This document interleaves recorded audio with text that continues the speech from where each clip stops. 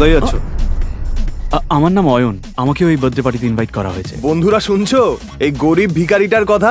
ও বলছে ওকে নাকি ভট্টাচার্য বাবুর জন্মদিনের পার্টিতে ইনভাইট করা হয়েছে।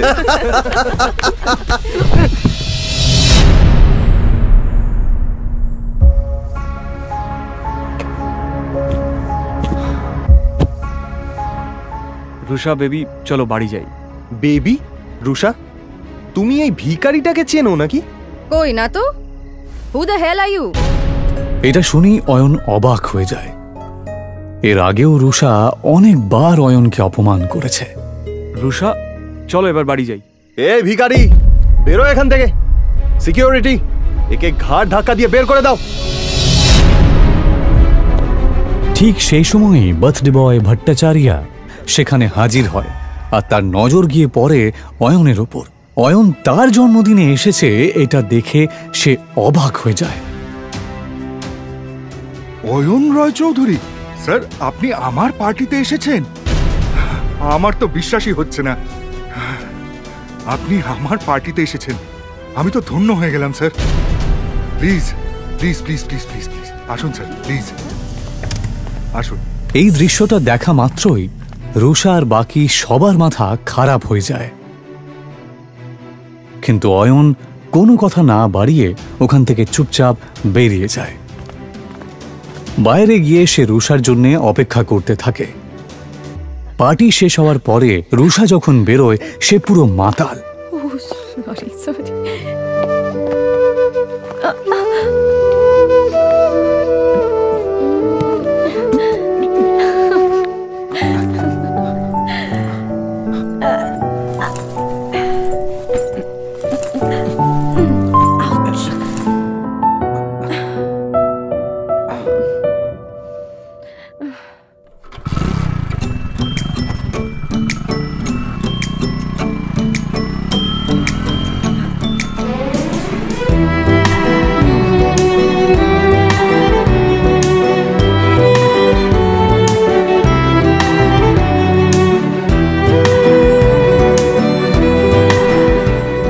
তাকে নিয়ে অয়ন কোনো মতে নিজের শ্বশুরবাড়ি পৌঁছায়।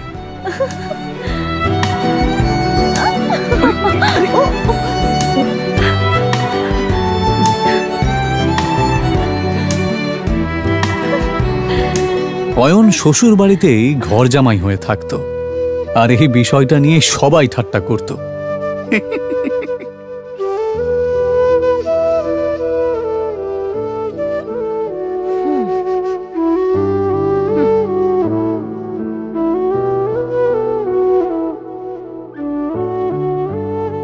বাড়িতে ঢোকার সময় রুষার কাজিন সূর্যর সাথে দেখা হয়। এভাবে বেঁচে থাকতে লজ্জা হয় না? অয়নকে চুপ থাকতে দেখে রুষার কাজিন সিস্টার সায়নী বলে ওঠে, সূর্য, বাদ দে এর কথা। জানি না রুষা কি দেখেছে যার জন্য একে এখনো বাড়ি থেকে ঘাট ধাক্কা দিয়ে বের করে দেয়নি।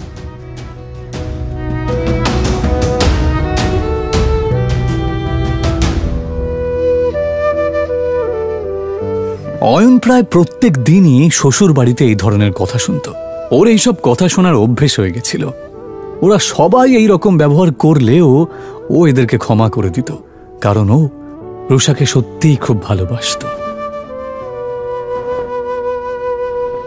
নে খা।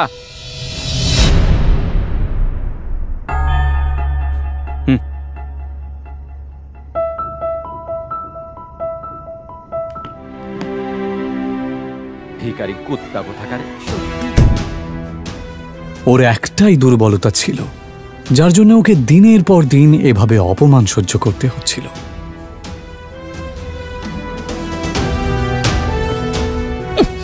আমাকে নিয়ে যত ঠাট্টা করার করে নাও, যেদিন তোমরা আমার সত্যিটা জানতে পারবে সেদিন তোমাদের মাথা খারাপ হয়ে যাবে। অয়ন আসলে কে সেটা কেউই জানতো না। তবে কেন জানি না অয়ন নিজেও কাউকে কিছু বলতে চাইতো না।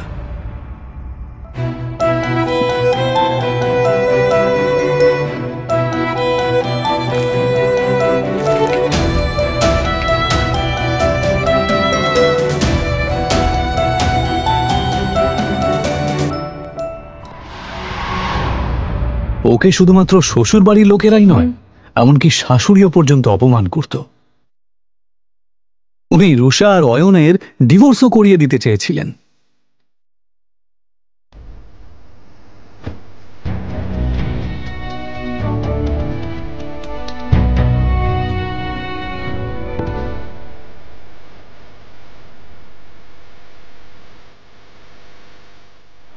অয়ন, আমি এখন হোটেলে একজনের সাথে দেখা করতে যাচ্ছি। তুমি কিন্তু কাউকে বলবে না যে তুমি আমার স্বামী, বুঝেছো? কিন্তু রুষা, অয়ন, তুমি ভালো করেই জানো যে ভেতরে যারা আছেন তারা কত বড় লোক। ওরা যদি জানতে পারেন যে আমার স্বামী একজন গরিব কাঙ্গাল, তাহলে আমি কাউকে মুখ দেখাতে পারবো না। অয়ন নিজের স্ত্রী রুষার কথা শুনে চুপ করে যায়। এটা প্রথমবার নয় যখন রুষা তার দরিদ্র স্বামীকে অপমান করছে। এর আগেও অয়নকে অনেকবার সে অপমান করেছে। রুষার বাড়ির লোক অয়নের সাথে একটা কুকুরের থেকেও খারাপ আচরণ করত, কিন্তু অয়ন কারোর কথায় মন খারাপ করত না, কারণ সে তার স্ত্রী রুষাকে পাগলের মতো ভালোবাসত। আজ রুষা তার ছোটবেলার বন্ধু রূপালী এবং আরও কিছু বড়লোক বন্ধুদের সাথে হোটেলে দেখা করতে যাবার সময় অয়নকে সচেতন করছিল। অয়ন, শেষবারের মতো বলছি, ভেতরে গিয়ে কোনো সিন ক্রিয়েট করবে না। ঠিক আছে, তুমি যা বলবে। হোটেলের ভেতরে বড়লোক বাবার বখাটে সন্তান প্রেম সেন, রাজ বোস এবং পারাস আগরওয়াল বসেছিল। আসলে তারা রূপালীর বন্ধু হলেও রুষাকে দেখার পর এবং তার রূপ দেখার পর অবাক হয়ে যায়। এটা কে রূপালী? এত সুন্দর দেখতে। ও ও আমার বেস্ট ফ্রেন্ড রুষা। অয়নের জামা কাপড় দেখে নাক মুখ মেকিয়ে পারাস জিজ্ঞেস করে, আরে সুন্দরীর সাথে বাঁদরটা কে রে? আর ঠিক তখনই অয়ন বলে ওঠে, নমস্কার, আমার নাম অয়ন। আরে হ্যাঁ, মনে পড়েছে, রুষা সিংহ। তার মানে আপনি অয়ন, যার সাথে রুষার বাবা সিদ্ধার্থ সিংহ ওনার মেয়ের বিয়ে দিয়েছেন। কি ঠিক বললাম তো রুষা? প্রেম আর পারাস যেই বুঝতে পারে যে এই গরিব লোকটা আসলে এই সুন্দরী মেয়েটার স্বামী, তখন রুষাও তাদের সাথে আর ফ্লার্ট করতে পারে না। কিন্তু তারপর তারা তিনজনে মিলে অয়নের দারিদ্রতা নিয়ে ঠাট্টা করতে থাকে। আচ্ছা অয়ন দাদা, আমি শুনেছি আপনি নাকি একটা ব্যাংকে চাকরি করেন, তা কত টাকা স্যালারি পান? এই তিনটে ছেলে সমানে অয়নকে অপমান করছিল আর হাসছিল। ওই 12,000 মতো পাই। কত বললেন? 12,000। কখনো কখনো বোনাস পেলে 15,000 মতো হয়ে যায়। ভালোই স্যালারি পান আপনি। আমার জুয়েলারি অ্যাকাউন্টেন্টের স্যালারির অর্ধেক, তবুও আজকালকার দিনে এটাই অনেক। আচ্ছা পারাস, যদি তোর স্টোরে কোনো স্টাফের দরকার পড়ে তাহলে অবশ্যই অয়ন দাদাকে বলিস। ওনাকে দেখে কর্মঠ মনে হচ্ছে, আর আশা করি ওনার কাজ তোর ভালোই লাগে। হ্যাঁ হ্যাঁ, নিশ্চয়ই প্রেম, নিশ্চয়ই। 20-25 হাজার টাকার চাকরি তো আমি ওনাকে দিতেই পারি। আচ্ছা অয়ন দাদা, আপনি চাইলে কাল থেকেই জয়েন করতে পারেন। তারা কাকে জব অফার করছিল? অয়নকে। ও চাইলে তাদের তিনজনকেই কিনে ফেলতে পারত। অয়ন যে আসলে অয়ন রয় চৌধুরী এটা কেউই জানত না, এমনকি রুষা এবং তার বাড়ির লোকেরাও এটা জানত না যে এই গরিব অয়ন আসলে কে। অয়নও যেহেতু এই আসল সত্যিটা কাউকে জানাতে চায় না, তাই সে এমনভাবে এই পরিস্থিতিটা সামলালো যে কেউ কিছু বুঝতেই পারল না। ও বলল, ধন্যবাদ মিস্টার আগরওয়াল, আপনার অফারটা সত্যি খুবই ভালো। আপনি যে আমার জন্য এতটা ভেবেছেন, এজন্য আপনাকে ধন্যবাদ জানাই। তবে সত্যি বলতে আমি গয়নাগাটির ব্যাপারে বিশেষ কিছু জানি না। এদিকে রুষা অয়ন আর রূপালীর বড়লোক বন্ধুদের মাঝের কথোপকথন শুনে রেগে যায়। আরে আরে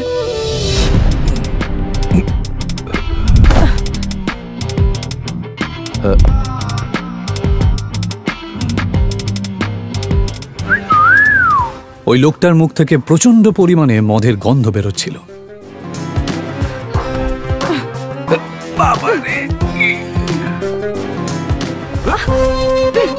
দেখে তো মনে হচ্ছে ভালোই এনার্জি আছে। অসভ্য লোক, তোর সাহস কি করে হয় আমার সাথে সব কথা বলার? ছেড়ে দাও আমাকে। এই দাঁড়া দাঁড়া বলছি। কি বললি? আমি অসভ্য? আগে নিজেকে দেখ, বেশি নাটক করিস না, বুঝেছিস? ছেড়ে দে আমাকে। রুষা এবার কোনো কিছু না ভেবে লোকটার গালে একটা সপাটে চড় মেরে দেয়। স্যার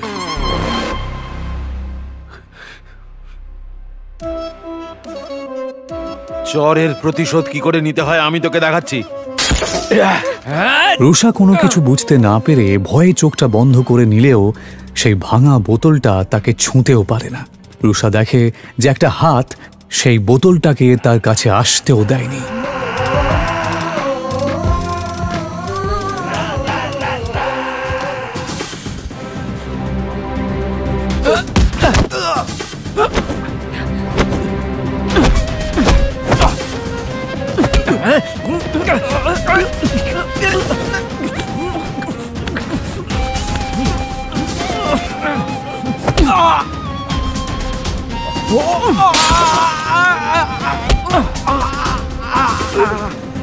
নেশার চোটে তোর মাথা খারাপ হয়ে গেছে। যদি নিজের ভালো চাস তো এক্ষুনি আমার স্ত্রীর পা ধরে ক্ষমা চা আর বেরিয়ে যা এখান থেকে। অনেক বড় ভুল করেছিস তুই আমার গায়ে হাত তুলে। এবার তুই দেখ এই নেশায় আমি কি করি।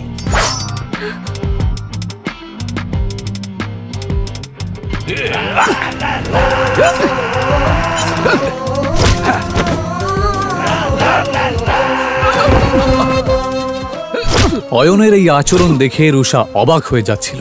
সে বেচারি কিছুতেই এটা দেখে বিশ্বাস করতে পারছিল না।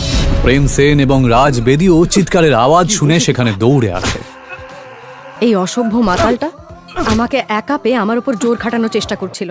এটা শুনে প্রেম সেন রেগে যাবার ভান করে, কারণ ও রুষার মন জয় করতে চাইছিল। আর এই জন্যই সে পুরো বিষয়টা সামলানোর দায়িত্ব নিয়ে নেয়। আর নেবে নাই বা কেন? এই প্রাইড হোটেল তাদেরই পারিবারিক ব্যবসার অংশ যে। তোর সাহস কি করে হয় রুষার সাথে এরকম আচরণ করার? অসভ্য লোক কোথাকারে! লোকটাকে একটু বেশি মারছে। একটা জিনিস তো পরিষ্কার যে এই লোকটা শুধুমাত্র একজন মাতাল নয়। প্রেম সেন আর রাজ বোস কিছুতেই থামছিল না, আর তার জন্যই অয়ন তাদেরকে থামানোর জন্য বলে, ব্যাস অনেক হয়েছে, ওর শাস্তিও পেয়ে গেছে। এইভাবে মারতে থাকলে ও মরে যাবে তো। আরে অয়ন দাদা, আপনি এত ভয় পাচ্ছেন কেন? আমি এই হোটেলের মালিক, তাই এই ব্যাপারটার এখানেই মিটমাট হয়ে যাবে। একটা বোকা ভীতু লোক। অয়নের ওপর রুষার প্রচন্ড রাগ হচ্ছিল। রুষা প্রেম সেন আর রাজ বেদির দিকে তাকিয়ে বলল, এবার বাদ দাও, ছেড়ে দাও ওকে। ও অয়ন দাদা, আপনি দেখছি বেশ ভীতু। আমাদের সঙ্গে থাকুন, তাহলে একটু সাহসী হয়ে যাবেন। কথাটা অয়নকে খোঁচা মেরেই বলা হলো, যদিও এসব শোনার পরেও অয়ন চুপ করেই থাকে। ইতিমধ্যেই কয়েকজন গুন্ডা সেখানে ঢোকে আর প্রেম সেন গুন্ডাদেরকে ভেতরে আসতে দেখে। মনে হচ্ছে এই মোটা ষাঁড়ের গায়ে গন্ডারের চামড়া লাগানো। এত মার খাওয়ার পরেও ব্যাটার শিক্ষা হয়নি। কোনো ব্যাপার না, এদের ব্যবস্থা আমি করছি।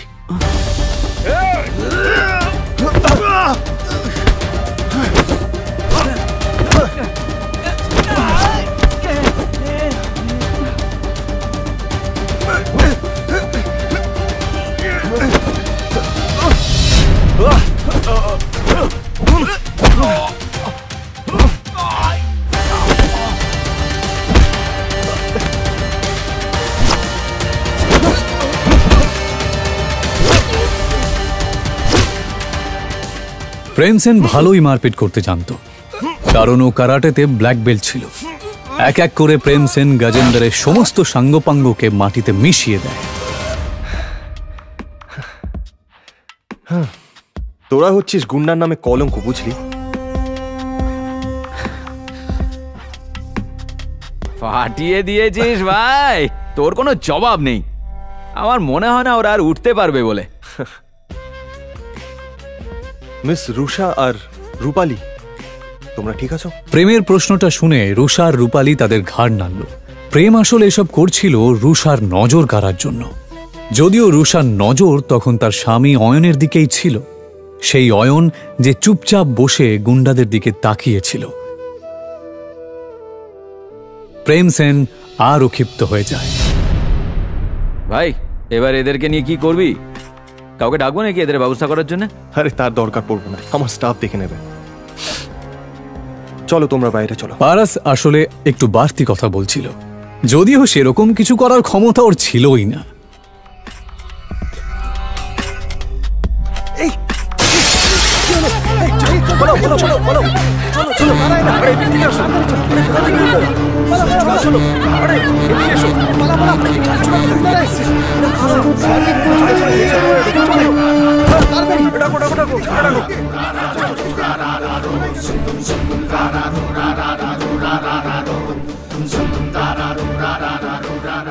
আচ্ছা, তোমাদের এত বেশি সাহস? যদি তাই হয় তাহলে আমার সামনে এসো। সেই তো, ভয় কেন পাবো? তোদের হারানোর জন্য সাহসের কি প্রয়োজন? কিন্তু এই কথাটা বলার পরই প্রেম সেনের মুখ বন্ধ হয়ে যায়। রবিদা! নিজের সামনে দাঁড়ানো লোকটাকে দেখা মাত্রই প্রেম সেনের থোতা মুখ ভোঁতা হয়ে যায়, কারণ তার সামনে দাঁড়ানো লোকটা আর কেউ নয়, সে ছিল রবিদা।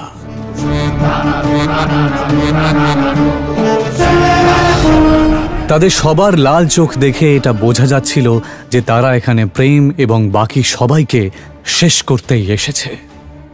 তাদের তিনজনের অবস্থাপন্ন পরিবারের লোকেরা সুরক্ষার ভয়ে যেই রবিদাকে টাকা পাঠায়, আজ সেই রবিদাকে সে খেপিয়ে দিয়েছে। এইমাত্র আমাকে কে চ্যালেঞ্জ করলো?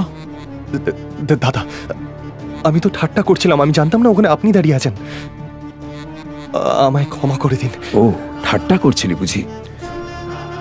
হ্যাঁ, তা হতেই পারে, ঠাট্টা তো হতেই পারে। তাহলে একটা ঠাট্টা আমিও তোর সাথে করি। দাদা, এটা কথা বলে মীমাংসা করলে হয় না?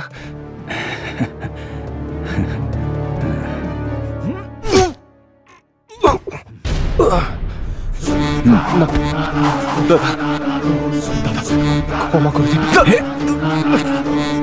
কি কেমন লাগলো আমার ঠাট্টাটা? এদিকে কারাটেতে ব্ল্যাক বেল্ট পাওয়া প্রেম মেঝেতে শুয়ে নিজের বুকে হাত দিয়ে জোরে চিৎকার করতে লাগলো। পারস আর রাজ এটা দেখে অবাক হয়ে যাচ্ছিল। এসব দেখে ওরাও রবিদার পায়ে পড়ে প্রাণ ভিক্ষা চায়। হাসবি না দাদা।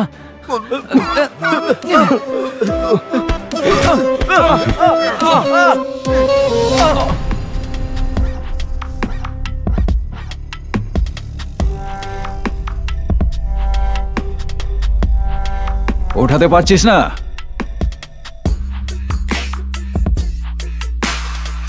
প্লে কর, মার। সবাই এবার চিৎকার করে কাঁদতে লাগে। এইসব দেখে রূপালী আর রুষা ঘাবড়ে যায়। তারা দুজনেই কিছু বুঝতে না পারলেও রূপালী আর রুষা এটা ভালো করেই বুঝতে পারছিল যে এই ছেলেগুলোর জন্যে ওরা অনেক বড় একটা বিপদের মধ্যে পড়েছে। রবিদা নিজের চোখের সামনে এইরকম একটা নাটক দেখে খুব আনন্দ পাচ্ছিল। আমি এটা জানতাম যে ওই মোটা লোকটা শুধুমাত্র একজন মাতাল নয়, কিন্তু এটা আমি দুঃস্বপ্নেও ভাবিনি যে ওই মোটা লোকটা রবির পরিচিত। যাকে রুষাকে যতক্ষণ না কেউ কিছু করছে, আমি এসবের মধ্যে নাক গলাবো না। রবিদা বাকি তিনজনের দিকে না তাকিয়ে শুধুমাত্র এই বড়লোক বাবা মার বেকার তিন সন্তানকে মার খেতে দেখতে থাকে। এক মিনিট, এই শোন। হ্যাঁ দাদা। আগের হাত পা ভাঙবি, তারপরেও যদি এর মুখ বন্ধ না হয়। থামুন থামুন, এবার থামুন, অনেক হয়েছে। রুষা এই কথাটা বলা মাত্রই রবিদা আওয়াজটা যেই দিক থেকে আসছে সেই দিকে তাকায়। তারপর অয়ন রয় চৌধুরী। হতবাক হয়ে যায় সে নিজের চোখকে বিশ্বাসই করতে পারছিল না। সবাই চল এখান থেকে। রবিদার এই কথা শুনে সবাই অবাক হয়ে যায়। হঠাৎ অয়নকে দেখে রবিদা এভাবে পালিয়ে যায় কেন? রবিদা কি এর আগেও অয়নের মুখোমুখি হয়েছে? সে কি ওকে চেনে?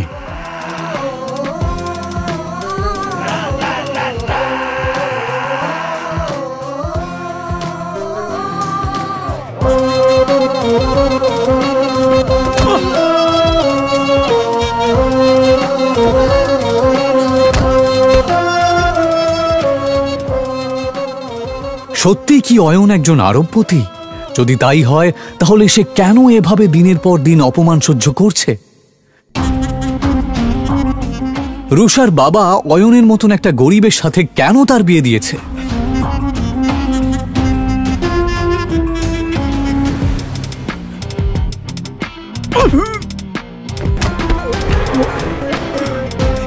এই